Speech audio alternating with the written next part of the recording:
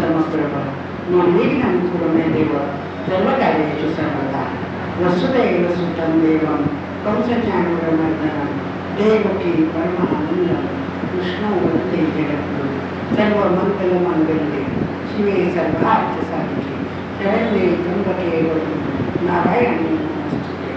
गुरुर्ब्रह्मा गुरुर्विष्णू गुरुर्देवो महेश्वरः गुरुः साक्षात् परब्रह्म तस्मै श्री गुरवे नमः।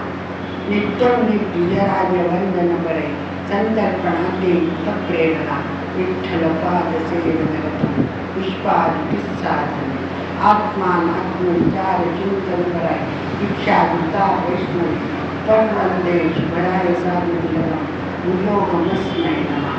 शंखाये जगदाय जयगुरु मामानुग्रांचिता यस्यांगे निदशद्वशद्वज्ञं वपि मुदश्चन्द्रा यच्च तस्य मणिचिदं पुत्रिणं कंठे ददानमुदा तं वन्दे श्री शिवराय साधुलम मुयोगमस्मै नमः।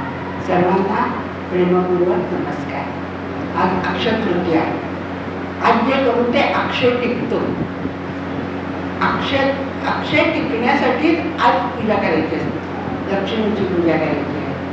अनेक गोष्टी आज झालेल्या आहेत, त्या खूप गोष्टीत आपण गेलो तर माझं प्रवचन दिली नको आपल्याला, आपण पुन्हा कधीतरी बघूया। पण त्याबरोबर शंकर महाराजांचा पुण्यतिथी महोत्सव पण चालू झालेला आहे आणि त्या निमित्ताने दोन्ही निमित्ताने आज शिवराय मठात आंबा महोत्सव केला। सहज घडत गेलं आणि होत गेलं। आणि त्याबरोबर आपल्या सोलापुरातले एक छान डॉक्टर जे MD करतात ॲनाटॉमीमध्ये, पण त्यांचा कल जो आहे ना तो शरीरशास्त्र ते काय शिकतात, माझ्या कल्पनेतून सांगते की ते भगवंताचं भांडार बघतात। कारण भगवंतांनी या शरीरात काय कुठं केलंय, कसं केलंय। बरोबर डॉक्टर एखादी चेप पाडतो की तिचं जठर निघतं, बरोबर चेप पाडतो स्त्री घालतो की तिचं नलिकाच असतं, मेंदूच असतो, मेंदूच्या बरोबर त्या अंशात त्या तिथं अशी नळी घालतो की डोकं न फाडता ब्रेन हेमरेज काढता येतं। तसंच एंजिओग्राफी एंजिओप्लास्टी हे सगळं करता येतं। पण याचा अभ्यास, देवाच्या खजिन्याचा अभ्यास आपले आजचे प्रमुख वक्ते, पण वक्ते म्हणावं का साधक म्हणावं हाही प्रश्न आहे। मेडिकलमध्ये असताना पासूनच एक आध्यात्मिक आवड निर्माण झाली आणि त्या आवडीतून वेगवेगळे प्रयोग केले। स्वतःची साधना आहे, अभ्यास चालू आहे आणि त्याबरोबर समाजाला बरोबर घेऊन काही करण्याची एक उमेद आहे। आता एक 6 महिन्यापूर्वी 3 महिन्यापूर्वी सोलापुरातून पंढरपूरपर्यंत दंडवत घालत सगळे गेले। कशासाठी दंडवत घातला, मी पास व्हावं म्हणून, देवासाठी देव होता। त्याच्यामुळे असं एक विलक्षण मन असलेलं व्यक्तिमत्व आज आपल्या समोर आहे आणि ते आपल्याला मीच माझा मित्र आणि मीच माझा शत्रू या विषयावर काही उद्बोधन करणार आहे, ते आपण आता छानपणे ऐकूया। वर्णानाम् अर्थसंघानां रसानां छन्दसामपि मंगलानां च कर्तारौ वन्दे वाणी विनायकौ। त्वमेव माता च पिता त्वमेव बन्धुश्च सखा त्वमेव विद्या द्रविणं त्वमेव सर्वं मम देव। गुरुर्ब्रह्मा गुरुर्विष्णु गुरुर्देवो महेश्वरा गुरुः साक्षात् परब्रह्म तस्मै श्री गुरवे नमः। अनंतकोटी ब्रह्मांड नायक भगवान यांच्या अनंत कृपेमुळे आपण सर्व इथे अक्षय तृतीया विक्रम संवत 2082 या निमित्ताने सत्संग वार्ता करण्यासाठी जमलेलो आहोत. शुभराय मठामध्ये साक्षात भगवंताच्या सानिध्यामध्ये आणि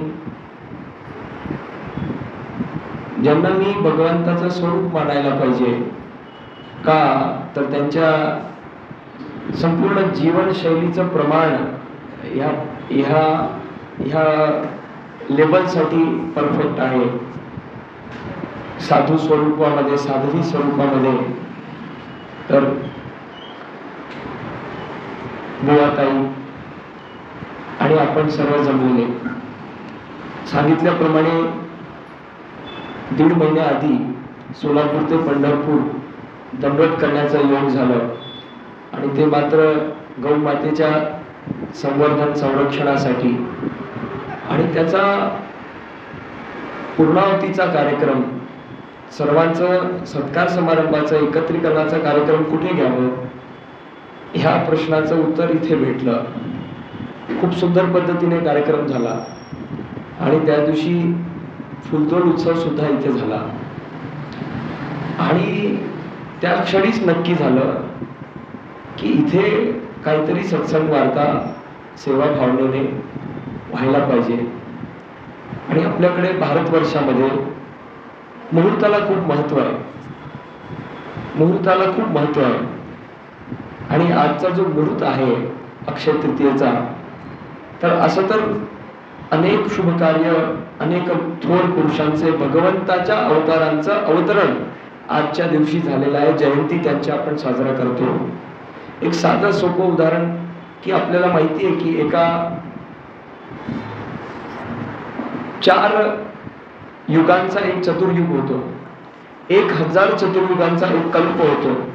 एक कल्प ही ब्रह्माजींची एक रात्री आहे. एक कल्प हे ब्रह्माजींचं एक दिवस आहे. याप्रमाणे 100 वर्षांचं ब्रह्माजींचं आयुष्य असतं. हे सगळं ज्ञान आपल्याला श्रीमद भगवद्गीतेमधून कळतं. तर अशा या अक्षय तृतीयेचं महत्व असं आहे की हे जे 4 युग आहेत, हे 4ही युग आजच्या दिवशी त्यांचा आरंभ होतो. प्रत्येक युग काही लाखो वर्षांचा आहे आणि ते लाखो वर्ष संपल्यानंतर आजच्याच दिवशी प्रत्येक युगाची सुरुवात होते. म्हणजे आपली जी सगळी टाइमलाईन आहे ती ह्या अक्षय तृतीयापासून होते. जरी आपण चैत्र पाडवा आपल्या नवीन वर्षाचा शुभारंभ समजत असलो, साजरा करत असलो, तरी आपली जी भगवंताच्या अनंत सृष्टींची जी टाइमलाईन आहे त्याच्या सुरुवातीचा बिंदू क्षण, बिंदू दिवस काही असेल तर अक्षय तृतीयेचं मुहूर्त असं समजलं जातं. आणि म्हणून ज्या तिथीला ह्या सगळ्याचं उद्घाटन आहे, ज्या टाइमलाईन मध्ये वेळेच्या झोन मध्ये आपण जगतो आहोत, त्याचा श्री गणेश आजच्या दिवशी होतो. आणि म्हणून आजच्या दिवसाची खूप महिमा आहे. वेगवेगळ्या पद्धतीने साजरा केलं जातं. भारतात डायव्हर्सिटी प्रचंड आहे आणि त्या सगळ्या डायव्हर्सिटीमध्ये प्रसंग एकच असला, सण एकच असला तरी त्याला साजरा करण्याची पद्धती निराळी असते. आणि हीच आपली सगळ्यात मोठी ताकद आहे. तर अशा या मुहूर्ताच्या दिवशी सांगितल्याप्रमाणे आरंभ केलेला काम हा अक्षय राहतो. आपल्याला अक्षय पात्र माहिती आहे, आपल्याला अक्षय तिथी माहिती आहे. तर अशा प्रकारे अक्षय राहतो आणि म्हणून ह्या निमित्ताने ह्या दिवशीच सत्संग वार्ता सुरू करावी असा ठराव ठरला. आणि कसं करणार, कोण येणार ह्याचा काही विचार न करता, कोणी नाही आलं तरी आपण शुभराय महाराजांना आपल्या मनातली सत्संग वार्ता सांगू या ध्येयाने हे कार्य सुरू झाले आहे. आणि दर महिन्याच्या शेवटच्या बुधवारी, कारण आजचा जो दिवस आहे तो बुधवार आहे अक्षय तृतीयेचा, या महिन्याचा शेवटचा बुधवार 30 एप्रिल. आणि म्हणून प्रत्येक महिन्याच्या शेवटच्या बुधवारी आपण याला करत जाणार आहोत. तर सर्वप्रथम हे करण्याची, सत्संग वार्ता करण्याची म्हणजे होत असते, ती केली जात नाही. तर ह्याच्यासाठी निमित्त ठरलेल्या शुभांगी ताई तर मी म्हणायला नाही पाहिजे, त्या खूप माझ्यापेक्षा वयाने मोठ्या आहेत, पण त्यांना मी मनापासून नमस्कार, दंडवत नमस्कार करतो की त्यांनी या पात्रतेचं समजलं की इथे येऊन 2 शब्द मनातले सगळ्यांसोबत चर्चा करण्याचा अधिकारी असं त्यांनी समजलं आणि ही संधी दिली. तर या निमित्ताने या चर्चासत्राला आरंभ करण्याआधी आपण भगवंताच्या नामस्मरणाचं 1 मिनिट जप करूया आणि आपल्याला आजच्या काळाची आवश्यकता समजतं. समर्थ रामदास स्वामी महाराजांनी जो कीर्तन समाजाला दिला आहे त्याला आपण गाऊया. श्रीराम जय राम जय जय राम, श्रीराम जय राम जय जय राम, श्रीराम जय राम जय जय राम, श्रीराम जय राम जय जय राम, श्रीराम जय राम जय जय राम, श्रीराम जय राम जय जय राम, श्रीराम जय राम जय जय राम, श्रीराम जय राम जय जय राम, श्रीराम जय राम जय जय राम, श्रीराम जय राम जय जय राम. आजच्या आपल्या चर्चासत्राचा विषय आहे मीच माझा मित्र आणि मीच माझा शत्रू. ह्या चर्चासत्राचा आरंभ होण्याआधी आपल्या सर्वांना एक प्रश्न आहे की भगवान या धर्तीवरती अवतार का घेतात? भगवान जन्मत नाही तरी ते मृत्यूला पावत नाही. भगवंत अवतरतात. स्वतः जे आपल्याला माहिती आहे 24 अवतार आहेत, 19 रुद्र आहेत, वेगवेगळ्या स्वरूपामध्ये ते अवतरतात आणि संतांच्या स्वरूपामध्ये सुद्धा ते अवतरतात. तर टिप्पणीकार जे आहेत भागवतचे, बाकी सगळ्या ग्रंथांचे, त्यांनी हे सांगितलंय की भगवंत सांगतात की साक्षात संत हा माझा स्वरूप आहे. श्रीमद भगवद्गीतेजी मध्ये सुद्धा 4 प्रकारचे त्यांनी भक्त सांगितलेले आणि त्याचा 4था प्रकार आहे तो म्हणजे योगी. ते योगी म्हणजे आपण संत समजावे, ज्यांना दुसऱ्या कुठल्याच गोष्टीचं काहीच घेणं देणं नसतं, समत्व बुद्धीने व्याप्त ते असतात. आणि असे ते योगी, असे ते संत, ते कर्मयोगी असतील, ते भक्तियोगी असतील, ते ज्ञानयोगी असतील, पण असे ते योगी हे साक्षात माझंच स्वरूप आहेत असं भगवंतांनी श्रीमद भगवद्गीतेमध्ये सांगितलं. तर सांगायचं हेतू काय आहे की तो वेगवेगळ्या स्वरूपामध्ये अवतरतो. आणि तो का अवतरतो याच्याबद्दल आपल्याला काय वाटतं? आपल्यापैकी काय वाटतं आपल्याला? का अवतरतो? काय आवश्यकता आहे त्याला? राम म्हणून अवतरण्याची, कृष्ण म्हणून अवतरण्याची काय आवश्यकता आहे? यदा यदा ही धर्मस्य असं तुम्ही सांगू इच्छित आहात. अजून कोणाला काय वाटतं? भगवंत का अवतरतो? काय वाटतं? दुष्टांचा नाश करण्यासाठी? अरे दुष्टांचा नाश करण्यासाठी जर त्याला अवतारावं लागत असलं असतं तर त्यांनी ही सगळी लीला का केली? हिरण्यकश्यपाचा वध करण्यासाठी खंबामधून तो प्रकट होतो, त्याचा वध करतो, त्याचा राग शांत होतो आणि तो परत वैकुंठ धामाला जातो. मग एवढी सगळी लीला करण्याची काय आवश्यकता आहे? त्याला राक्षसाचा संहार करण्यासाठी एवढी लीला करण्याची आवश्यकता असं आपल्याला वाटतं? मुळीच नाही. त्याच्या निद्र योगामधून, ध्यान योगामधून तो फक्त संकल्प मात्रने सर्व काही करू शकतो. योग निद्रेमध्ये स्थित असलेला असा तो, योग निद्रेमध्ये स्थित असलेला असा तो, शेषशय्यावर झोपलेला असा तो, लक्ष्मीजीकडून चरणसेवा घेत असलेला असा तो संकल्प मात्रने सर्व काही करू शकतो. मग त्याला ही लीला करण्याची काय आवश्यकता आहे? तर संतांनी याचं खूप सुंदर वर्णन केलेलं आहे. माणसाला माणूस म्हणून कसं जगायला पाहिजे हे सांगण्यासाठी तो अवतरतो. तो बाललीला करतो, तो बालक म्हणून जगतो, तो पती म्हणून जगतो, तो छोटा भाऊ म्हणून जगतो, तो मोठा भाऊ म्हणून जगतो, तो पिता म्हणून राहतो, तो पती म्हणून राहतो, तो सर्व संबंधांचा निर्वाह करतो. आणि या सर्व अवतारांमध्ये आपल्या समोर आदर्श असे 2 मुख्य प्रामुख्याने असलेले अवतार म्हणजे एक रामाचा अवतार आणि कृष्णाचा अवतार. भगवान श्रीराम आणि भगवान श्रीकृष्ण हे त्यांच्या लीला काळामध्ये विशिष्ट गोष्टींचं दर्शन आपल्याला घडवून आणतात आणि त्याच्याशी, त्या जीवन लीलाशी संबंधित आजचा आपला विषय मी माझा मित्र आणि मी माझा शत्रू हे आपण प्रामुख्याने पाहणार. आणि मग आजच्या काळामध्ये ते आपल्यासाठी कसं लागू आहे याचं आपण थोडक्यात दर्शन घेणार आहोत. तर भगवान श्रीराम अवतरतात. भगवान श्रीराम अवतरतात. भगवान श्रीराम यांना आपण मर्यादा पुरुषोत्तम असं म्हणतो. म्हणजे जीवन कसं जगायला पाहिजे हे जर आपल्याला समजायचं असेल, संबंधांचं निर्वाह कसं केलं पाहिजे ह्याचं प्रत्यक्ष जगातलं अद्भुत उदाहरण पाहायचं असेल तर आपण भगवान श्रीरामकडे पाहू. ते एक आदर्श पुत्र होते, ते एक आदर्श राजा होते, ते एक आदर्श पती होते, ते एक आदर्श पिता होते. अशा प्रकारच्या सर्व भूमिका त्यांनी निभावलेल्या आहेत. मग हे का निभावू शकले? कारण ते स्वतःचे, प्रामुख्याने ते स्वतःचे मित्र होते. मी माझा मित्र कसा राहतो, मी माझा मित्र कसा राहतो हा प्रश्न आहे. आणि मी माझा शत्रूही कसा होतो हाही तितकाच महत्वाचा प्रश्न आहे. घटक एकच आहे. मित्रत्व आणि शत्रुत्व हे त्याच्या दोन बाजू आहेत. आणि तो घटक कोण? तो आपला मन, ते आपली बुद्धी. मन आणि बुद्धी श्रीमद भगवद्गीतेजीमध्ये वर्णन केलेलं आहे की आपले 5 ज्ञानेंद्रिय आहेत, 5 आपले कर्मेंद्रिय. ज्ञानेंद्रिय कुठल्या?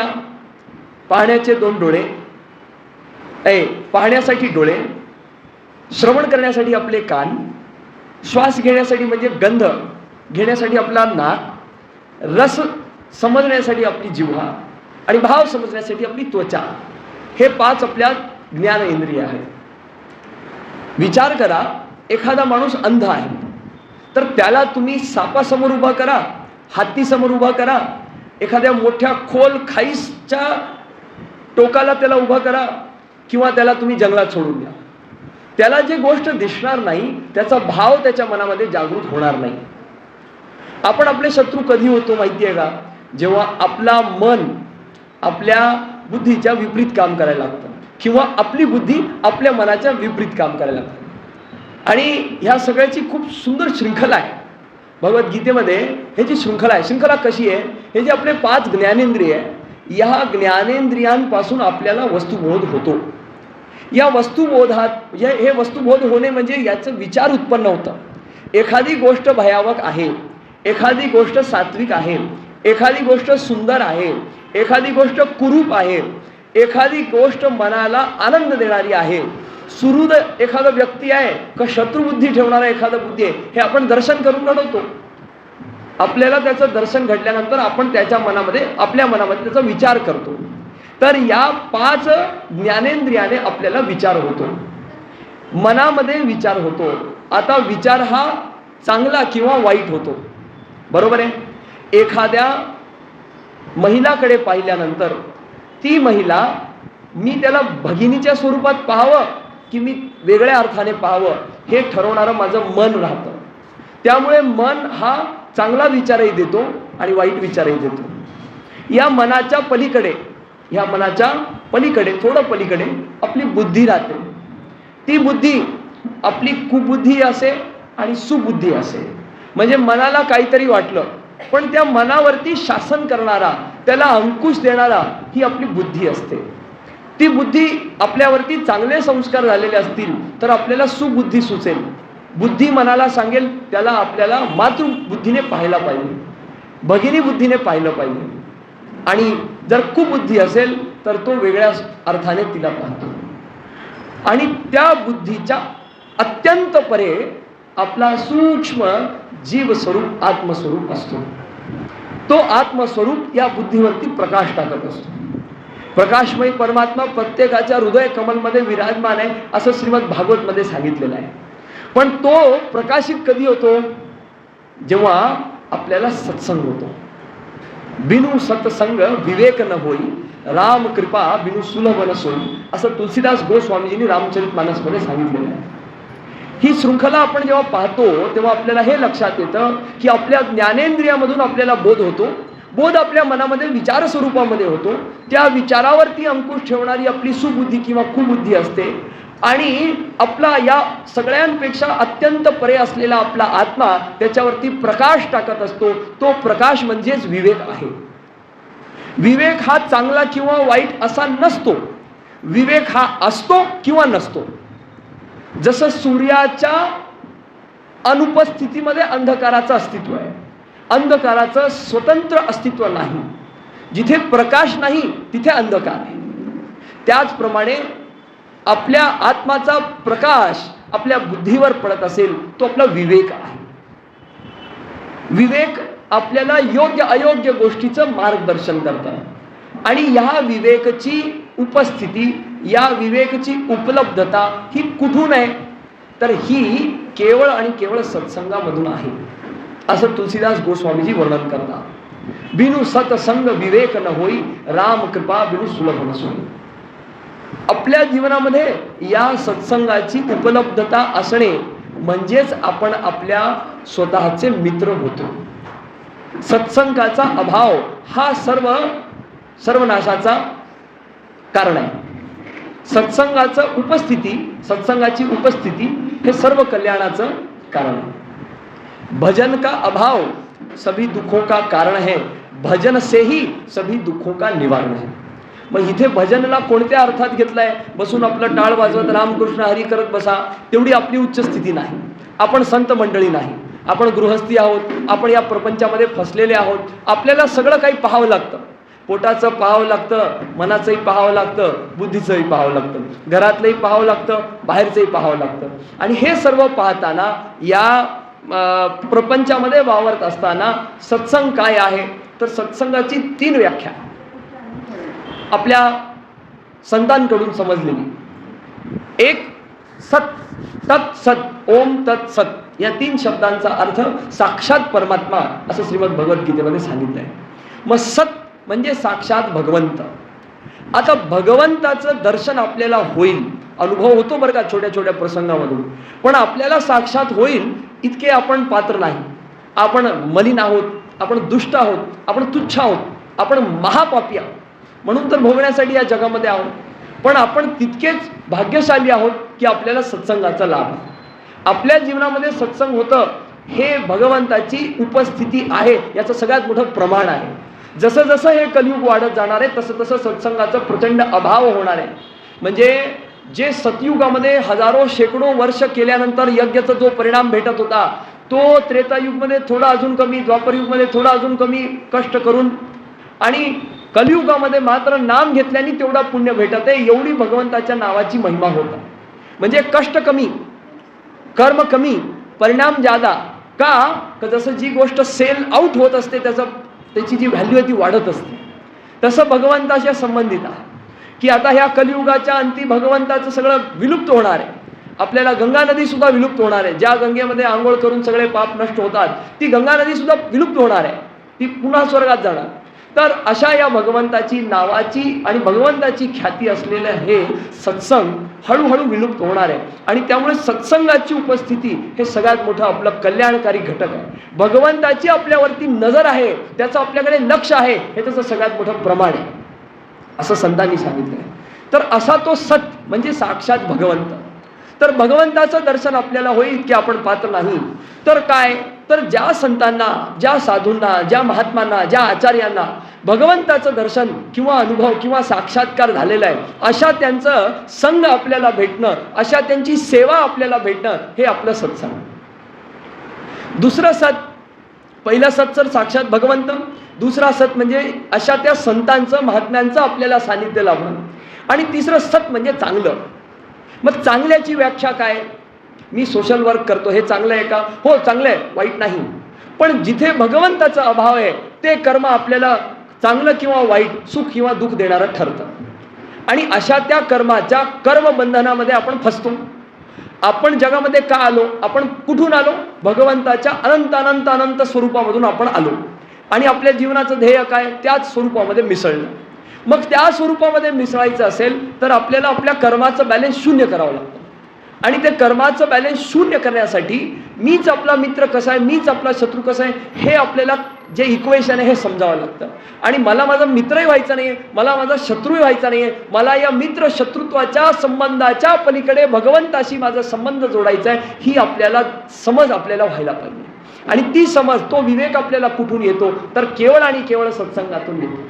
आणि असा तो सत्संग, तो तिसऱ्या प्रकारचा आपण पाहतोय, तो सत म्हणजे चांगलं म्हणजे काय. म्हणजे असं, जसं आपण चर्चा करत होतो की जीवनाचं उद्दिष्ट आहे की आपण ज्या भगवंताच्या अनंत स्वरूपामधून आलो त्याच्यामध्ये जाऊन मिसळायचं. हे आपल्या जीवनाचं ध्येय आहे. तुम्ही चमार असाल, तुम्ही सोनार असाल, तुम्ही गरीब असाल, तुम्ही अमीर असाल, तुम्ही माईबाप असलेला असाल किंवा तुम्ही अनाथ असाल, तुम्ही कोणी असाल, शरीर स्वरूप धारण केल्यानंतर एकमेव ध्येय आहे भगवंताची प्राप्ती. श्रीमद भगवद्गीतेची टीका लिहिताना रामसुखदासजी महाराज सांगतात की मानव देह प्राप्त झाला म्हणजे तो भगवत प्राप्तीचा अधिकारी आहे. आणि भगवत प्राप्तीचा अधिकारी होण्यासाठी सत्संगाची आवश्यकता आहे. मग तो सत्संग चांगलं, सत म्हणजे चांगलं, याची व्याख्या थोडक्यात म्हणजे काय की भगवंत आणि भगवंताशी संबंधित जेवढी काही चर्चा आहे ते सत्संग आहे. याच्या व्यतिरिक्त जे काही आहे ते पुण्य किंवा पाप, चांगलं किंवा वाईट याच्यामध्ये बांधणार आहे. आणि चांगल्या कर्माचं फळ सुख आहे, वाईट कर्माचं फळ दुःख आहे. याला भोगण्यासाठी आपल्याला इथे राहावं लागतं. आपण मुक्त होऊ शकत नाही. मुक्त होणे म्हणजेच भगवंताची प्राप्ती होणे. मग भगवंताची प्राप्ती आपल्याला करायची असावी, आपल्या जीवनाचं ध्येय आपल्याला गाठायचं असेल तर आपल्याला कर्म करून सुद्धा अकर्म स्थितीमध्ये राहायचा. आणि ह्याचं काय निदान सांगितलेलं आहे, तसं तर सांगितलेलं आहे की जे करतो त्याच्यामध्ये काहीच भावना ठेवू नका. म्हणजे काय, करून विसरून जावा. मला सांगा, आज प्रापंचिक जगामध्ये हे शक्य आहे का? नाही. आपण शिकवतोच आपल्या मुलांना असं. काय शिकवतो? बेटा तुला चांगले मार्क घ्यायचेत म्हणून तू अभ्यास कर. पहिला त्याला फळ दाखवतो, मग त्याला कर्म करण्यासाठी प्रेरित करतो, त्याला प्रवृत्त करतो. काय चांगलं तुला ते पॅकेज भेटणार आहे, त्यासाठी तू ह्या परीक्षेमध्ये उत्तीर्ण हो. त्याला फळ दाखवून कर्म करण्यासाठी प्रवृत्त करतो. हे चुकीचं होतं. कुठल्या दृष्टी चुकीचं होतं? आध्यात्मिकरित्या चुकीचं होतं. चुकीचं हे होतं की आपण फळ दाखवून त्याला कर्म करण्यासाठी बाध्य जेव्हा करतो तेव्हा तो कर्माच्या बंधनामध्ये फसतो. गोल ठेवणे, एम ठेवणे, ऑब्जेक्टिव्ह ठेवणे ही गोष्ट निराळी.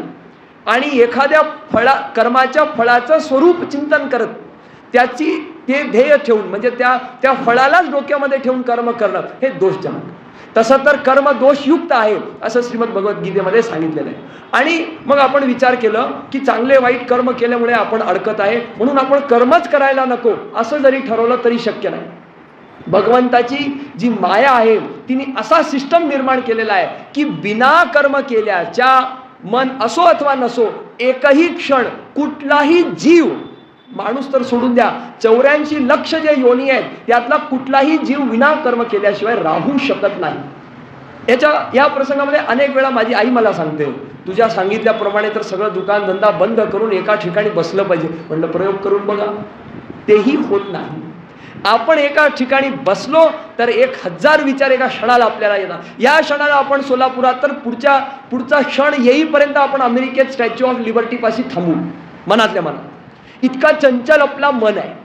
आणि त्यामुळे तो जो घटक आहे ना, मन आणि जे बुद्धी, ज्याची एक बाजू मैत्रीची आहे, एक बाजू शत्रूची आहे, आणि ह्याच्या पलीकडे आपल्याला ट्रान्सेंड करून जायचं आहे, तो संबंध म्हणजे भगवंताचा आणि आपला शुद्ध विशुद्ध संबंध, जो आपल्या जीवनाचा ध्येय आहे. तर हा कसा प्राप्त होणार? आपण आपल्या मनाचे मित्र आणि आपण आपल्या मनाचे शत्रू कसे होणार? ह्याच्यासाठी मनावरती आपला अंकुश कसा असावा याच्याबद्दल श्रीमद भगवद्गीतेमध्ये भगवान सांगितलंय की 2 मार्ग आहे. पहिला मार्ग काय आहे? पहिला मार्ग आहे अभ्यास आणि दुसरा मार्ग आहे वैराग्य. वैराग्य हा खूप आपल्या प्रारब्धाने व्हावा अशी गोष्ट आहे की कशातही रसच नाही. मी डिप्रेशन बोलत नाही, मला काहीच आवडत नाही, मला खाऊच वाटत नाही, मला रमूच वाटत नाही, हे डिप्रेशनवाली कॅटेगरी नाही. मला कशामध्येही रस नाही मटेरियलिस्टिक, आणि मला फक्त त्याच्यामध्येच रस आहे. मग तो ध्यान करण्यामध्ये स्वामी विवेकानंदांसारखा मंत्रमुग्ध असू शकतो किंवा भजन करण्यामध्ये संत तुकाराम महाराजांसारखा मग्न असू शकतो किंवा समाधीच्या सर्वोच्च स्थितीमध्ये ज्ञानेश्वर माऊलींच्या जिवंत समाधी घेण्याच्या स्थितीमध्ये असू शकतो. महर्षी रमण यांच्या स्थितीसारखा असू शकतो. आपल्याकडे कोयंबतूरला ईशा फाउंडेशनचे जग्गी वासुदेव जे सद्गुरू आहे, त्यांनाही या स्थितीचं दर्शन झाले. किंवा असे अनेक उदाहरणं आहेत. कुठल्याही परंपरेचं किंवा संप्रदायाचं म्हणजे मी असं यशोगान करत आहे किंवा नाही करत आहे अशातला काही भाग नाही. जे मनात सुचत आहे ते बडबडत आहे. तर अशा त्या स्थितीचा मार्ग असो, ह्या कोणत्याही स्थितीचा मार्ग असला तरी, भक्तियोगाचा, कर्मयोगाचा, ज्ञानयोगाचा कुठलाही मार्ग असला तरी जगामध्ये रस नाही, फक्त भगवंतामध्ये रस राहतो. अशी ती स्थिती प्राप्त होण्यासाठी अभ्यास किंवा वैराग्य हे दोन मार्ग आहेत. आणि वैराग्याचा मार्ग आहे की मला कशामध्येही रस नाही. मला जेवण भेटलं काय, नाही भेटलं काय, आज भेटलं काय, उद्या भेटलं काय. आपल्याकडे एकादशी आपण खूप तन मनाने करतो, पण त्याचं जे मेन्यू कार्ड आहे ना, ते पुढच्या एकादशीचं ह्या एकादशीपासूनच चालू होतं की या एकादशीला खिचे नाही केले, ह्या एकादशीला भज्या ते शाबूचे वडे नाही केले. तर अशा प्रकारची नाही बघ, कशातही रस नाही. शाबू वडे भेटले आनंद आहे, नाही भेटले आनंद आहे. सुख दुःखापासून लांब राहणार अशी स्थिती ती वैराग्याची स्थिती. रसहीन जगामध्ये रसहीनता आणि भगवंतामध्ये प्रचंड रस असते. आणि हे आपल्यासाठी कठीण आहे. का? आपण ज्या समाजामध्ये वापरतो ना, ते समाज कसं आहे माहिती का, एकमेकाचं बघून जगण्याचं आहे. अहो बघा ना, त्या अमुक यांनी 2 BHK फ्लॅट घेतलाय, अहो त्या अमुक यांनी ते हाफ सेट घेतलाय. म्हणजे दुसऱ्यांचं पाहून, आणि त्याच्यासाठी हु इज रिस्पॉन्सिबल? आपले हे ज्ञानेंद्रिय. मग आपण असं राहू शकतो का? स्थितप्रज्ञताची जी स्थिती आहे आपण त्याच्यात राहू शकतो का की माझ्यासमोर काही आलं तरी मला फरक पडत नाही, मी माझ्या अंतरंगाशी एक रूप आहे? आपल्यासाठी कठीण आहे. आणि म्हणून वैराग्याचा मार्ग हा साधकांचा मार्ग. आपल्यासाठी मार्ग अभ्यासाचा. काय अभ्यास? एखादी गोष्ट, एखादी परीक्षा आपल्याला पार पाडायची असेल तर त्याचा जो सिलेबस असतो ना, त्याला आपण वारंवार करतो है ना. आणि आदर्श कोणाचा घेतो? त्या मार्गावर जे आधी चाललेले आहेत, त्या परीक्षेमध्ये आधी जे उत्तीर्ण झालेले आहेत, अशा त्यांचं आपण मार्गदर्शन घेतो. अशा त्यांना आपण रोल मॉडेल, आयडियल असं आपण आपल्यासमोर ठेवतो. मग भगवत प्राप्तीला प्राप्त झालेले, या उच्च स्थितीला प्राप्त झालेले जे संत आहेत, जे महात्मे आहेत, त्यांच्या जीवनशैलीचा अभ्यास करणे, त्यांच्या जीवनलीलाचा अभ्यास करणे. बरं, कोणाला प्राप्त व्हायचं? भगवंताला. तर भगवंताचं स्वरूप काय, भगवंताचे गुण काय, तो निर्गुण निराकार कसा, त्याने केलेली लीला, या सगळ्याचा अभ्यास करणे, ह्यालाच अभ्यास म्हणतात. ज्या स्थितीला प्राप्त व्हायचंय त्या स्थितीला प्राप्त होण्यासाठी काय काय करावं लागतं, कोणी कोणी काय काय केलेलं आहे, याचा अभ्यास करणे. आणि जी गोष्ट आपण निरंतर करत राहतो, आपल्या मनाची दिशा आपोआप त्याच दिशेला वळते.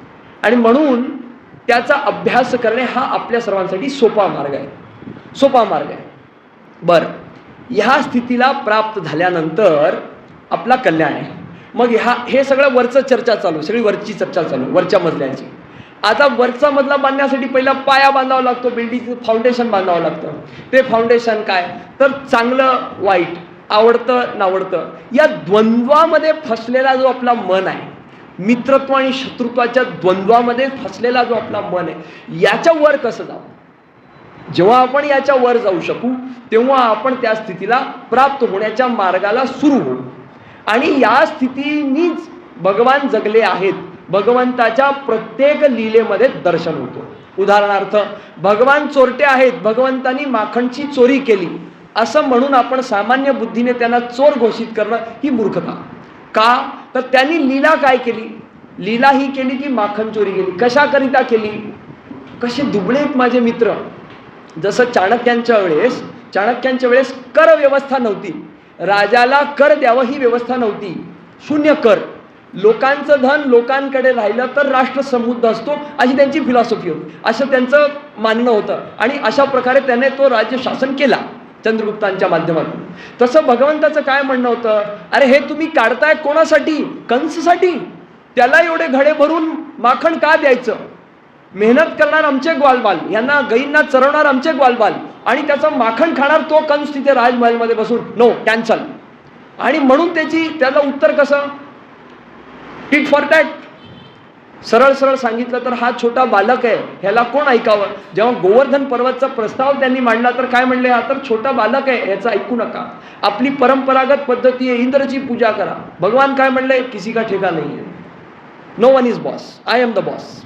आणि खूप प्रॅक्टिकल त्याने हे सगळं लीला खूप प्रॅक्टिकल केलेली आहे.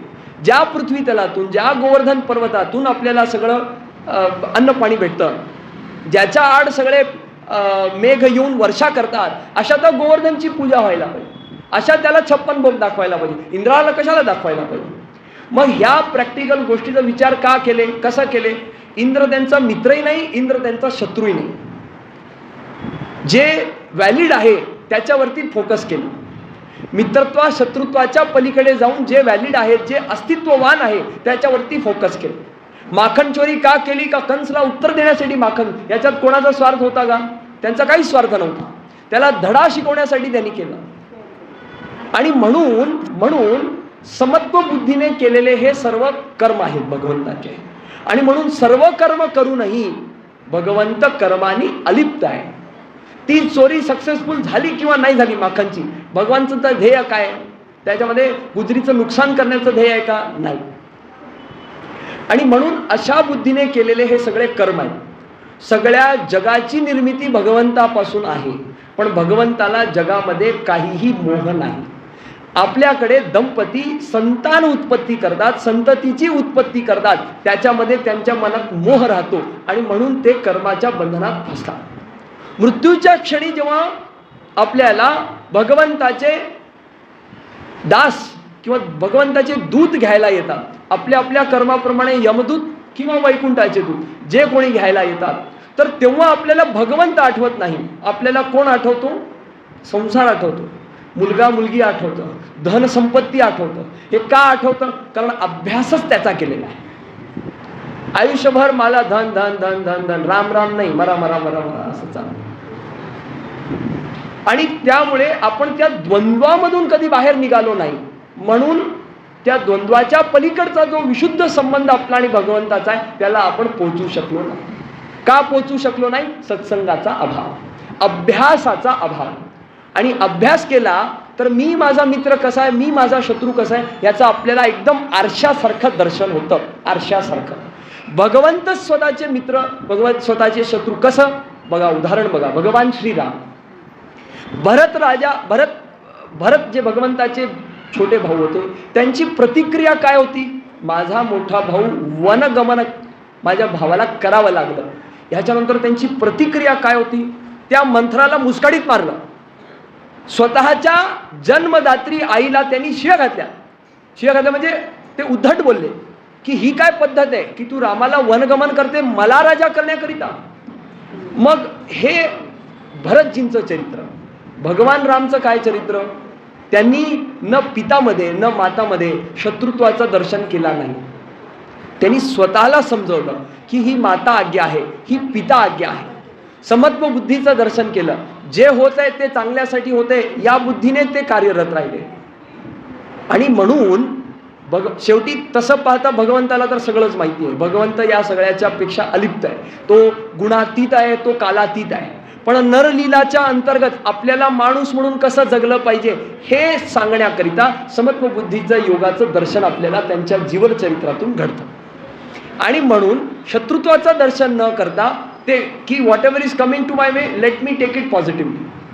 आणि ते गेले, वनगमन केले. 14 वर्षानंतर मी पुन्हा येणार आहे. वनगमन झाल्यानंतर तिथे सीता 13 वर्ष तर व्यवस्थित राहिले. शेवटच्या वर्षमध्ये सगळं घोळ झाला. काय झालं? सुरफणकाचं मन लक्ष्मणजींवरती आलं, रामावरती आलं. काय या सीताला तुम्ही सोडून द्यायला, माझ्यासोबत चला, मी तुम्हाला लंकामध्ये माझ्या भावाच्या अंतर्गत तुम्हाला मोठं पद देईन, हे देईन, ते देईन, अशी ती वासनायुक्त त्यांच्यासोबत बोलायला. तरी भगवंतानी काय केलं? भगवंतानी काय नाही केलं. लक्ष्मणजी रागाला गेले, नाक कापून टाकले. भगवंताचं व्हॉट वॉज हिज वे? ते शांत होते. तर भगवंताच्या जीवन लीलेतून आपल्याला हे सगळीकडे पाहायला भेटतं की मित्रत्वाच्या आणि शत्रुत्वाच्या भावनेच्या पलीकडे त्यांचा सगळा विचार आहे. Let's take the things the way they are. जी गोष्ट आमच्याकडे राजस्थानच्या आमच्या गावामध्ये एक विप्रकुलमध्ये उत्पन्न खूप सुंदर, म्हणजे व्यास त्यांचं आडनाव, असे महात्मा होऊन गेले. आणि ते एक वाक्य नेहमी म्हणायचे, जो हम सोच के करते हैं वो हमारा कर्म बनता है और जो इत्तेफाक से होता है वो हमारा प्रारब्ध है. जी गोष्ट आपोआप घडते ती आपल्या पूर्वकृत कर्माचा फळ परिणाम असतो. एखादा ॲक्सिडेंट होतो, आता आपण त्याला कारण देतो की हा स्पीडमध्ये होता, का हळूहळू चालवणाऱ्याचा पण ॲक्सिडेंट होता, नाही होत असं नाही. मग त्याच ठिकाणी त्याच माणसाच्या द्वारे त्याच वेळेला त्याचा ॲक्सिडेंट का होतो, ह्याच्याबद्दल आपण कधी विचार केलं? याचा विचार असा आहे की आपल्या केलेल्या कुठल्या तरी प्रारब्धाचा परिणाम. जसं बालीचा वध भगवंतांनी केलं, काय स्वार्थ घेऊन गेलं? काय स्वार्थ घेऊन गेलं? बाली माहिती आहे ना, बाली आणि सुग्रीव हे दोन भाऊ होते, वानराज होते. वाली मराठीमध्ये वाली, हिंदीमध्ये बाली. तर वाली आणि सुग्रीव हे दोघे सख्खे भाऊ होते. गैरसमजूत झाल्यामुळे सुग्रीवला वाली राज्यातून हाकलून देतो. सुग्रीव भगवंताच्या शरण येतात, भगवान आपल्या हनुमंतरायांमुळे, आणि त्यांची सहायता घेतात, सगळी स्टोरी सांगतात. भगवान तर जन्मजात राजा आहेत, क्षत्रिय आहेत, आणि न्याय करणं हे त्यांचं कर्तव्य कर्म. त्यामुळे ते म्हणतात की तुझ्यासोबत अन्याय झालेला आहे, याचं हे एकच काम आहे, याचं एकच सजा आहे की त्याचं वध झालं पाहिजे. का सुग्रीवची जी बायको असते, मालकीनबाई असते, तिचा संग तो करतो वाली, आणि हे अक्षम्य अपराध आहे. आणि ही परंपरा, अपराधाला दंड देण्याची क्षत्रिय परंपरा अगदी आपल्याला होळकर घराण्यापर्यंत आपल्याला पाहायला भेटतं की जो कुदृष्टी करत असेल किंवा चुकीचं काम करत असेल तर त्याला चौरंगा करण्यात यायचं. आताच्या कोर्टासारखं नाही, चौरंगा करण्यात यायचं, अशीच त्याला सजा देण्यात यायची. तर त्याचं वध केलं पाहिजे, म्हणून त्याचं वध भगवंतांनी केलं. काही स्वार्थ नव्हता, न्याय केलं. आता झालं काय, न्याय जरी केलं तरी भगवंत हे नरलीला करत आहे, आणि नरलीला करत असल्यामुळे त्यांनी लपून छपून त्याचं वध केलं. कारण त्याला वरदान होता की तुझ्यासमोर कोणी आलं तर त्याची अर्धी शक्ती तुझ्यामध्ये येणार, ब्रह्माजींचं वरदान होतं. आणि म्हणून एका काळी त्या वालीने रावणला सुद्धा खाखेत पकडून जगभर फिरवलं होतं, इतका तो बलवान. आणि म्हणून जर भगवंतांनी भगवंत लीला दाखवली तर ब्रह्माजीचं वरदान खोटं जाईल, आणि या सृष्टीच्या नियमामध्ये भंग पडू नये, महिमा कमी होऊ नये देवतांची, म्हणून भगवंतांनी लपून छपून त्याचं वध केलं. तर कृत्य तर हा दोषयुक्त झाला, कर्म तर दोषयुक्त झाला. आणि म्हणून श्रीकृष्ण स्वरूपामध्ये साधारण 123-125 वर्षांची आयु पूर्ण केल्यानंतर जेव्हा भगवान आपली देहलीला पूर्ण करतात, तेव्हा द्वारिकेच्या समुद्राच्या किनारी 56 करोड यदुवंशी श्रापामुळे ती घास कापून एकमेकाला मारून टाकतात, आणि सगळे यदुवंश कुल हा संपून जातो. 2च लोक उरतात, भगवंत आणि त्यांचे मोठे भाऊ बलराम शेषनागाचं स्वरूप आहेत. शेषनागाचं रूप धारण करून भगवंताला नमस्कार करून समुद्रामध्ये विलीन होतात. आणि भगवंत सुंदर झाडाच्या खाली पायावर पाय देऊन असं बसलेले असतात. भगवंताचे पाय इतके कोमल, नाजूक, सुंदर आहेत की ते मृगासारखे दिसतात, हरिणाच्या चेहऱ्यात तोंडासारखे ते दिसतात. आणि एक काय म्हणायचं त्याला, एक निषाद होता, आणि त्याला असा आवाज आला की कोणी हरिण तिकडे पाणी पित आहे. आणि त्याला भगवंताचं ते चरण दिसलं, लाल लाल भगवंताचं चरण दिसलं, आणि त्या चरणवरती त्याने निशाणा साधला. निशाणा साधताना त्या बाणाच्या वरती त्यांनी एक कील लावली. ती कील त्याला एका माशाच्या पोटातून भेटली, ती श्रापित होती. ती खूप लांबलचक स्टोरी, त्यात मी जातो. सांगायचा हेतू आहे की ती कीलयुक्त बाण त्याने भगवंताच्या चरणवरती अनुसंधान केला आणि सोडून टाकला. भगवंताच्या चरणला ते येऊन लागलं. तर याच्यामधून स्पष्ट हे झालं की मागच्या मानव लीलेच्या स्वरूपामध्ये भगवंतानी ज्या वालीला लपून मारलं तोच वाली निषाद स्वरूप घेतो आणि भगवंताला पुन्हा छुपून तो बाण मारतो.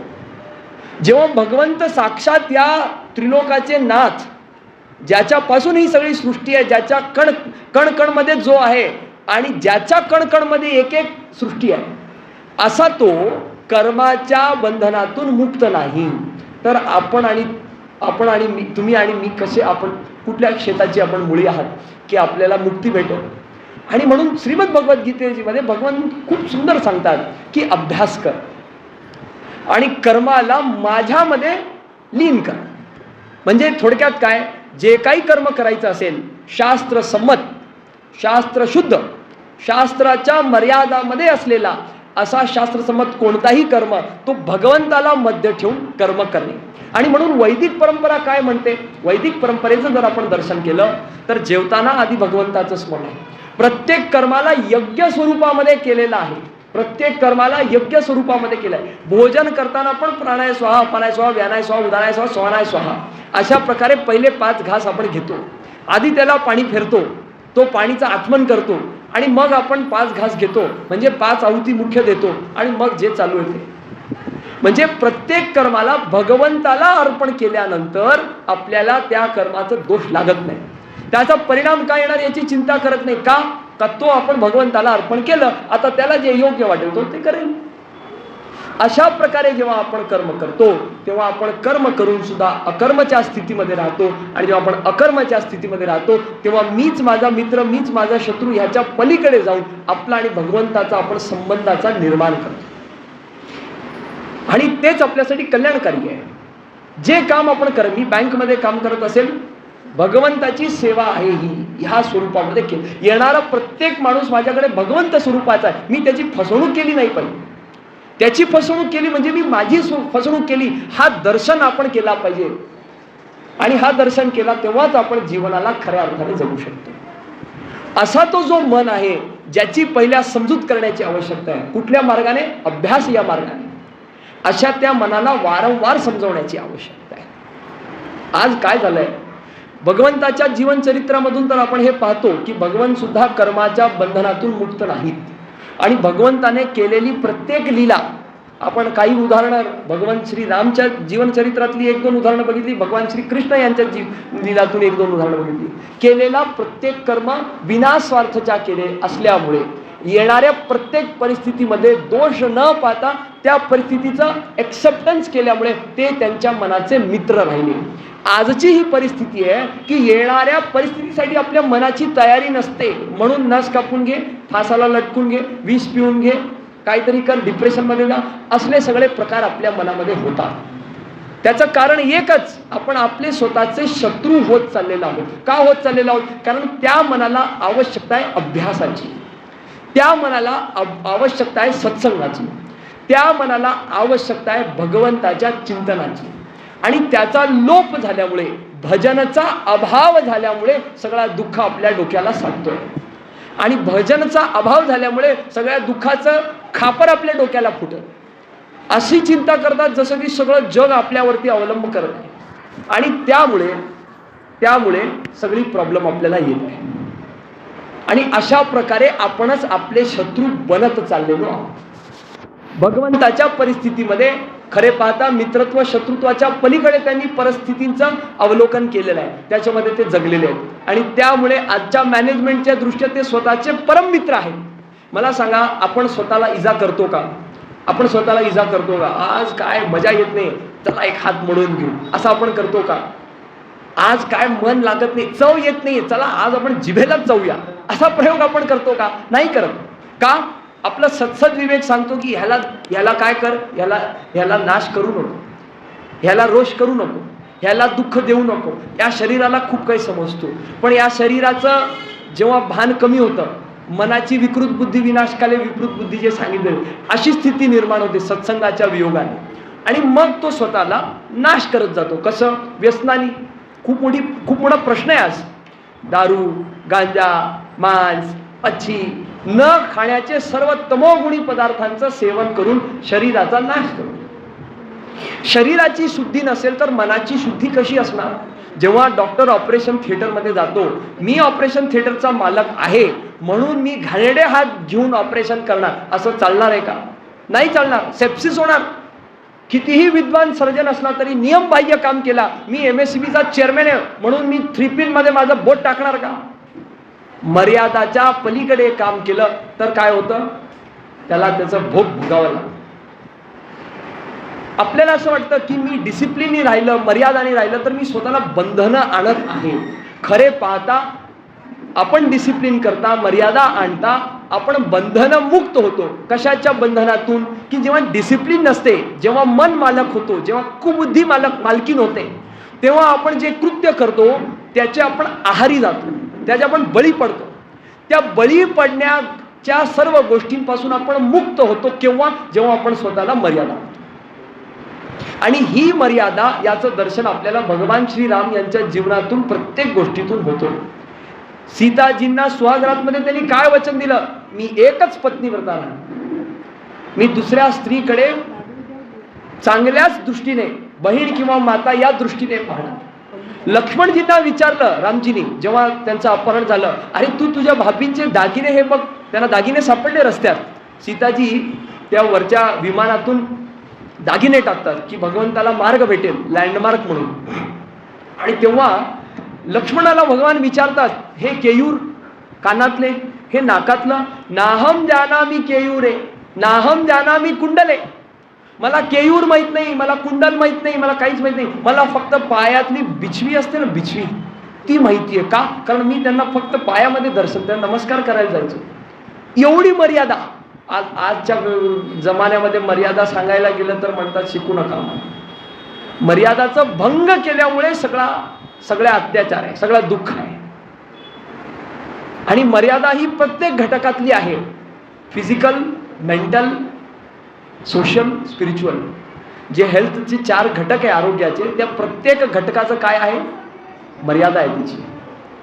काय खावं, कसं राहावं, काय घालावं, ही आपली फिजिकल मर्यादा झाली. एखाद्या घटनेबद्दल आपला अभिप्राय मांडताना आपली बुद्धी कशी असावी, ही मेंटल चर्चा झाली. हे तो तर घालायकच आहे. अरे एखाद्याची निंदा होत असेल ना, माणसाला खूप सवय असते, काय काय त्याचं काय, त्याच्या पोरीचं काय, अरे तुला काय करायचं. एखादा माणूस कितीही सज्जन असला, दुसरा माणूस त्याच्या घरामध्ये जर कचरा टाकत असेल, 1 दिवस गप्प बसेल, 2 दिवस गप्प बसेल, 3 दिवस, 4थ्या दिवशी तो विस्फोट होणारच. तुला कळत नाही का रे माझ्या घरात कचरा टाकतोय. मग दुसऱ्याची जी अनावश्यक चर्चा आहे, तो कचरा आपण आपल्या मनामध्ये का आपण त्याचं स्वागत करतो? तर ही मेंटल मर्यादा झाली, मानसिक मर्यादा झाली. सोशल मर्यादा, समाजामध्ये कशा प्रकारे वावरावं, हे मला काय करायचं, माझं थोडी नाही. राष्ट्र म्हणून कसं उभं राहावं, समाज म्हणून कसं उभं राहावं, ही जबाबदारी आपली आहे. आणि जोपर्यंत आपण आपले मित्र होत नाही, तोपर्यंत ही जबाबदारी येत नाही. आज झालं काय, आपण आपले शत्रू होत चाललेलो आहोत, स्वतःला आघात करतो. मी माझं केल्याने शत्रुत्वाचं प्रतीक आहे. आणि त्यामुळे हे सोशल काय म्हणतात, सामाजिक जी मर्यादा आहे त्याचा भंग होतो, थुंकतो, व्यसनाधीन होतो, आदी. आणि आध्यात्मिक मर्यादा ही आहे, म्हणजे आता माहित नाही हे बोलणं योग्य आहे का नाही, तरी आपल्या समोर मांडतो. आज आहे ना, धर्माचा बाजार झालेला आहे, बाजार. व्यासपीठाची मर्यादा प्रचंड प्रमाणात भंग झालेली आहे. बोलण्याचा अधिकारी नाही, वैश्य आहात, ब्राह्मण देवता नाही, पण व्यासपीठाची मर्यादाचा प्रचंड भंग झालेला आहे. आणि फॅन फॉलोईंगच झाली आहे. महाराजांची ऑडी, BMW, AC कमरे, बंगले, असं सगळं चाललंय. शुभराय महाराजांचं चरित्र पाहतो, काहीच नाहीये. कलांनी त्यांनी भगवंताची पूजा केलेली आहे. अशी विशुद्ध भक्ती पाहण्यास भेटत नाही. आणि म्हणून आध्यात्मिक मर्यादाचं सुद्धा उल्लंघन होत आहे. पाहाल त्या ठिकाणी नाचगाणं चालू आहे, आध्यात्मिक मर्यादाचा उल्लंघन होत आहे. आणि हे उल्लंघन का होत आहे? सत्संगाचा खऱ्या अर्थाने जीवनामध्ये अभाव आहे.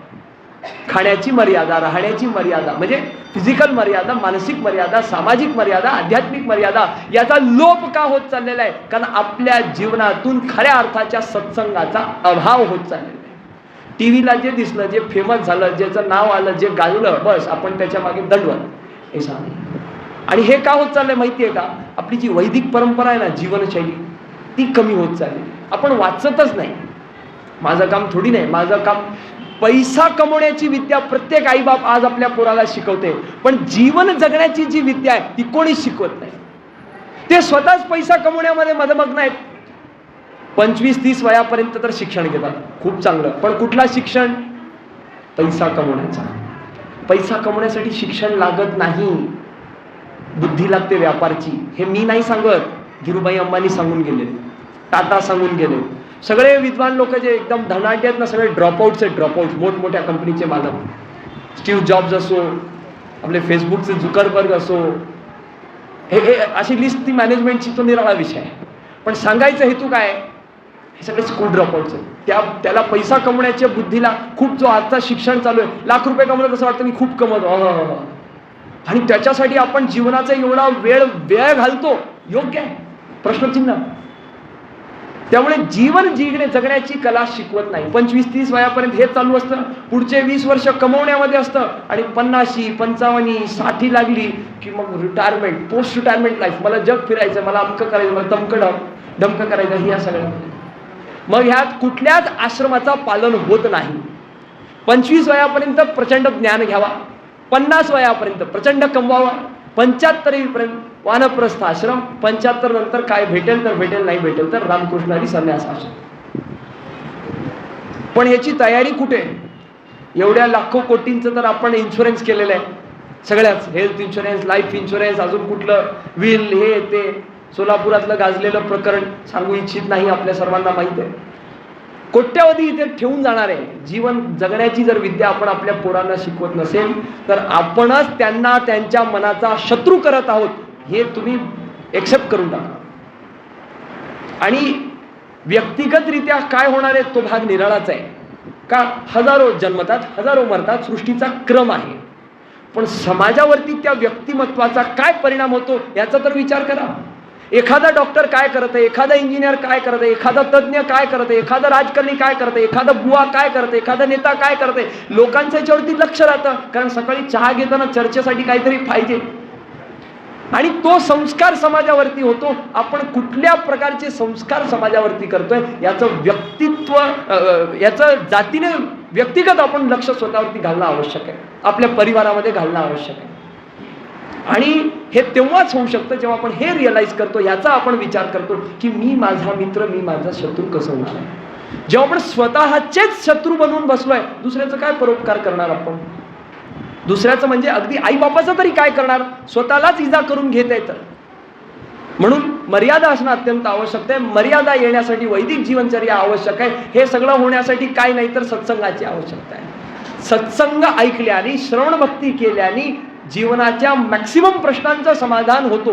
पूज्य डोंगरे महाराज म्हणायचे, गुजरातीमध्ये खूप सुंदर म्हणायचे, जे लोक कथा सांभाळता नाही हे लोकोने प्रश्नो घडावे. जे लोक कथा वार्ता सत्संग ऐकत नाही त्यांनाच प्रचंड प्रश्न असतात. जे कथा वार्ता ऐकतात त्याच्यात सगळा समाधान होऊन जातो. आणि आपला जो हा तत्वज्ञान आहे ना, ह्याची ब्युटी, ह्याचा चांगुलपणा असा आहे की ह्याच्यामध्ये अमेंडमेंट नावाचा प्रकारच नाही. म्हणजे जो सूर्य 1,00,000 वर्ष आधी पूर्वेकडून उगवत होता तो आज सुद्धा पूर्वेकडेच उगवणार आहे. 1000 चतुर्युगांचा एक कल्प लाखो वर्षांआधी पण होत होता, आज पण होत आहे, लाखो वर्षांनंतर पण होणार आहे. ब्रह्माजींचं आयुष्य हा 100 वर्षांचा कल्पाच्या गणितामध्ये राहणार आहे तर तो राहणार आहे. असं नाही आहे की जरा पॉइझन वाढलंय म्हणून लाईफ स्पॅन कमी झाला. आदिशंकर आपले रामानुज स्वामी 120 वर्ष जगले आणि आताचा माणूस 80 वर्ष जगत आहे, 60 वर्ष जगत आहे, असं नाही आहे. ते हे ज्ञान जे आहे ना, तत्वज्ञान 9व्या अध्यायाच्या पहिल्या 3 श्लोकामध्ये वर्णन केलंय. राजविद्या राजगुह्य ज्ञान आहे. हा ज्ञान कधीही न बदलणारा, परम गोपनीय, सगळ्या ज्ञानाचा राजा, नो अमेंडमेंट पॉसिबल असा ज्ञान आहे. आणि त्या ज्ञानासाठी, त्या ज्ञानापर्यंत पोहोचण्यासाठी महत्वाचं आहे की छोट्या छोट्या सत्संग वार्तेमध्ये आपण सहभागी व्हायला पाहिजे. जसं आपण म्हणतो ना, पोटाची आवश्यकता भोजन आहे, बुद्धीची आवश्यकता वांचन आहे, तसं या मनाची आणि या आत्म्याची आवश्यकता सत्संग आहे.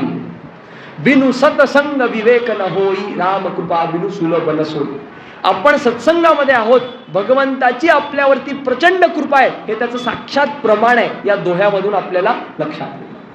आणि म्हणून सांगता करता एवढं सांगू इच्छितो की आपण सत्संग केल्याने या मित्रत्व शत्रुत्वाच्या भावनेच्या पलीकडे भगवंताचा आपला संबंध झाल्याने प्रत्येकामध्ये भगवंताचं दर्शन केलं. आपण स्वतःला शिव्या घालतो का? जाऊन डोका आपटतो का? आपटला तर वेडा म्हणतो. आपटतो का? नाही. मग दुसऱ्याला मारून राग यायला अशी इच्छा का होते? याच्यामुळे होते कारण आपण त्याला स्वतःचं मानत नाही. आणि याचं खूप सुंदर उदाहरण तुम्हाला सांगतो, तुमच्या परिचयाचं. मागच्या वेळेस आमची जेव्हा भेट झाली, मी त्यांना क्षमा याचना केली. म्हटलं, दंडवतला जाताना मी तुम्हाला सांगू शकलो नाही. अरे तू आणि मी वेगळे आहोत का? असं त्यांचं वाक्य होतं ताईंचं. म्हणजे याला ते जगत आहेत ना, म्हणून तरी ते समाधानी आहे. कोई लेना ना देना, आनंद में रहना. ह्याला आपण जोपर्यंत जगू शकत नाही तोपर्यंत आपण स्वतःचे शत्रूच आहोत. ह्याला जगायला सुरू केलं की आपण आपले मित्र होत चाललो. आणि ह्याच्या पण पलीकडे आपण फक्त एकच संबंध जेव्हा बाळगतो सगळ्यांमध्ये, तेव्हा आपण ह्या शत्रुत्व मित्रत्वाच्या पलीकडे समत्व बुद्धीमध्ये विलीन होतो. आणि तिथून आपल्या कल्याणाची सुरुवात होते, ज्याच्यासाठी आपण जन्माला आलेलो.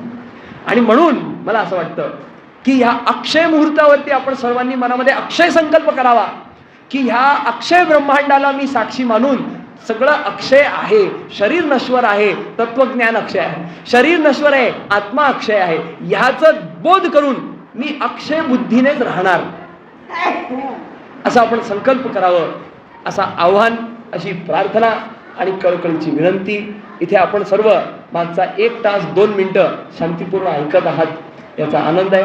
आणि आपण श्रवण केलात त्याबद्दल मनापासून आपल्याला आपल्यामध्ये असलेल्या भगवंताला साक्षात दंडवत नमस्कार आणि रामकृष्ण हरी. छोटंसं कीर्तन करूयात. जय जय राम कृष्ण हरी, जय जय राम कृष्ण हरी, जय जय राम कृष्ण हरी, जय जय राम कृष्ण हरी, जय जय राम कृष्ण हरी, जय जय राम कृष्ण हरी, जय जय राम कृष्ण हरी, जय जय राम कृष्ण हरी,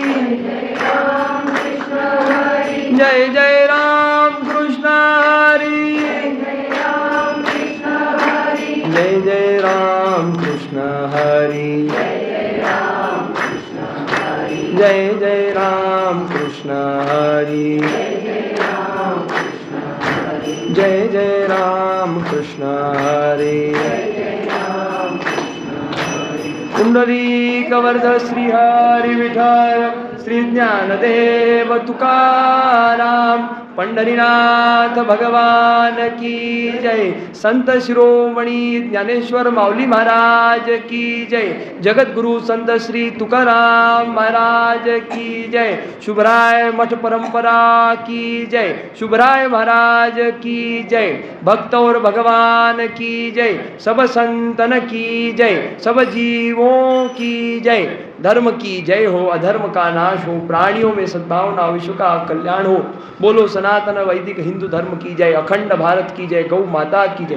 भारत माता की जय. आज के आनंद की जय. आनंद करने करवाने वालों की जय. नारायण. 1-2 वर्ष प्रॅक्टिस पण करेल. आणि इकडे अध्यात्म साधन आहे, म्हणजे मूळ काय आहे आपलं, आपण त्याच्यासाठी आलो, आपण काय करायचं आहे आणि आपण कुठे जायचं आहे, या 3 प्रश्नांचा विचार करतो. आणि दर महिन्याच्या शेवटच्या बुधवारी आपण इथे बसायचं आहे, ऐकायचं आहे, आपण पण ऐकायचं आहे आणि ऐकता ऐकता बोलायला पण लागायचं आहे, प्रश्न पण विचारायचे, काही हरकत नाही. कारण ह्याच्यातूनच आपलीही आणि सगळ्यांचीच अशी छान एक आपल्याला लय मिळेल की ज्या लयीतून मी नक्की सांगते की आपल्याला भगवंत भेटेल, नक्की सांगते. त्यामुळे डॉक्टर रोहित आपल्याकडे आले. त्यांनी 1 तासभर छानपैकी राम आणि कृष्णाच्या जीवनावरून मी कोणा, माझा मित्र कोण आणि माझा शत्रू कोण हे उलगडून दाखवलं. आपणही याचा विचार करायचा आहे. हळूहळू आपण विचार करायचा की आपण ऐकलं खरं, मग वेगवेगळे प्रसंगातून आपण विचार करू शकतो की हे मग इथं राम त्याचा मित्र होता का शत्रू होता, कृष्ण त्याचा मित्र होता का शत्रू, मग मी हा प्रसंग केला, हा प्रसंग माझ्या बरोबर झाला, त्यावेळेस मी माझी मैत्रीण होते का मी माझे शत्रू होते, ह्याचाही विचार करायचा. आणि हे विचार करता करता आपल्याला कळायला लागतं की आपण कुठंपर्यंत जायचं आणि कुठंपर्यंत थांबायचं. रोहित डॉक्टरना आपण भगवंताची प्रतिमा भेटली.